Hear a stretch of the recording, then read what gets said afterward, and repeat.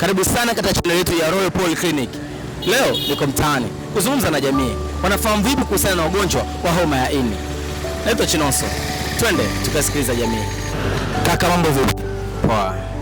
Mzima kabisa? Mzima wa afya. Majina yako kamili? Yes, kwa majina naitwa Frank Samuel Petro, natokea mkoani Shinyanga.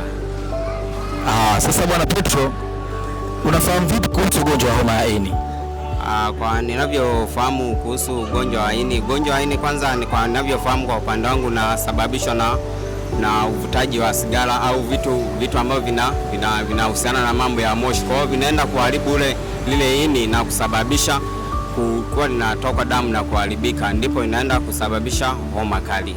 Kwa haraka ninavyojua ugonjwa wa ini nahisi kwanza unaambukizwa kwa njia ya hewa. Huo wenyewe unakuja ghafla, sio kama muda wote, unakuja ghafla tu. Ugonjwa wa ini nausikia tu, usifahamu. Na ufahamu ugonjwa wa ini kwa kusikia tu. Ugonjwa wa ini kaka, bado sijaufahamu mimi, zaidi ya kusikia tu mitaani. Unazifahamu dalili za ugonjwa wa homa ya ini? Hapana, sizifahamu. Yaani miguu kuvimba, tumbo kujaa? Sijafuatilia, bado sijausikia, lakini naweza nikafuatilia nikaujua, kutokana na tunajua kila kitu kipo mtandaoni. Bado sijazifahamu. Kupumua kwa shida, of course, na nyingine ya pili ni kukosa nguvu. Dalili za ugonjwa wa ini kweli sifahamu kabisa pale, yani labda itakuwa ni uongo. Unajua jinsi gani ya kujikinga dhidi ya ugonjwa wa homa ya ini? Mimi nafikiri kujikinga katika ugonjwa wa homa ya ini ni kuwa msafi, kuzingatia mambo ambayo vitu vya vyakula na nini. Nafikiri ni hivyo. Kitu cha kwanza inatakiwa uzingatie kukaa mbali na mzunguko wa moshi, aidha uvutaji wa sigara, aidha na mlipuko wa viwandani wanaotoa moshi sana, wanaotengeneza vitu vinavyotoa moshi mkali, na unaweza kujikinga hapo, lakini si sana kwa kawaida, lakini unaweza kujikinga kwa kupitia hizo njia hizo. Sijajua nitajikingaje, bado sijajua kujikinga. Sifahamu. Pia sifahamu. Sijui jinsi ya kujikinga, pia sijui. Tumetoka kuisikiliza jamii inafahamu vipi kuhusu ugonjwa wa homa ya ini. Sasa basi, naomba turudi katika kituo chetu cha Royal Polyclinic tukapate kumsikia daktari akitoa maelezo sahihi na ya kina kuhusiana na ugonjwa wa homa ya ini. Homa ya ini ni ile hali ya ini kuvimba na hata kupoteza uwezo wake kufanya kazi. Sababu hii inaweza kusababishwa, shida hii inaweza kusababishwa na changamoto mbalimbali. Ziko sababu zinazoainishwa kwamba zinasababishwa na virusi, na ziko sababu ambazo zinazoainishwa hazisababishwi na virusi. Yaani kitaalamu tunasema kuna viral causes na non-viral causes. Tukianza na sababu ambazo hazisababishwi na virusi, ni matumizi makubwa ya dawa za hospitali au dawa za mitishamba, unywaji wa pombe kupitiliza, na uwepo wa magonjwa ya kinga, yani autoimmune diseases. Bila kusahau kiwango kikubwa sana cha mafuta ndani ya mwili yanaweza kupelekea shida hiyo ya homa ya ini. Katika upande wa virusi vimetofautiana.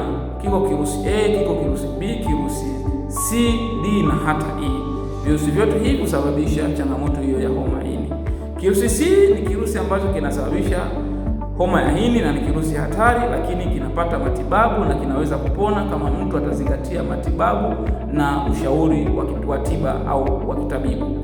Na kirusi B ni kirusi hatari, kupona kwake ni changamoto zaidi, lakini kinachoweza kufanyika ni matibabu na kuwa katika uangalizi maalum kuhakikisha kwamba mgonjwa asiingie katika hali ya hatari na kupata kansa na kupelekea kupoteza maisha kabisa. Virusi hivi vyote vinaweza kusababisha athari ndani ya mwili na kupelekea mtu kupata dalili mbalimbali au changamoto mbalimbali ndani ya mwili wake.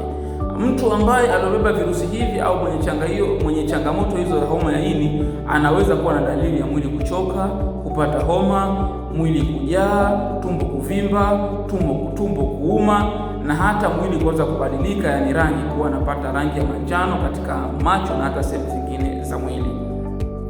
Ni vipi mtu anaweza kupata virusi hivyo? Anaweza kupata virusi hivyo aidha kwa kujamiana, tukiita unprotected sex, ambao kitaalamu tunaita ni vertical transmission, lakini pia anaweza kupata virusi hivyo kwa kushika majimaji ya mtu ambaye aliweza kupata maambukizi ya virusi hivyo, mfano majimaji labda damu, mate, jasho na vinginevyo.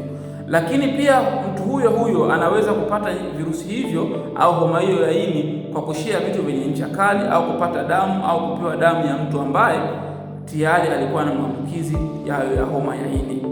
Ni vipi mtu unaweza kujilinda? Ni kwa kuzingatia hizo sababu ambazo tulizoainisha hapo juu, na pia unaweza kupata chanjo ambayo ni chanjo maalum imeandaliwa kwa ajili ya kumkinga mtu asiweze kupata maambukizi hayo ya homa ya ini.